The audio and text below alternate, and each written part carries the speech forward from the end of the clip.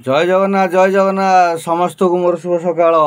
आज पुणी गोटे भिडियो करुच्ची बहुत दिन पर कौन करी आम तुम मन दुख थी भिडियो पकाऊ ना जहाँ आज काल जाइली आम गाँव शेष दिन आज पूर्णा आलती विश्व साहित्य महायज्ञ चली आज शेष दिन पूर्णा आलती आज आज भोजन प्रसाद सेवन व्यवस्था अच्छी प्रसाद सेवन हम जी आसो सी प्रसाद सेवन करें आम आर्तत्राण प्रांगण में रहम्बा आपण आसतु समस्त को मोर अनुरोध रहा समस्ते आसी यज्ञ को पूर्णा आलती देखूँ प्रसाद सेवन कर जातु। आज काली जाइली यज्ञ देखा संध्या बेले काली थी गाई बंधाण देखिली बहुत भल लगे गोपाल मैंने नौड़ी करुले से बहुत बढ़िया पुरातन परंपरा ताकू देखिली बहुत भल लगे आपण मैंने भी देखूँ से केमी नौड़ी होम ये पड़ोसी बारिडियार छोट छोट पिला माने नहीं गोपाल नौड़ी चलता देखूँ नौड़ी केमती हो यज्ञ चलती।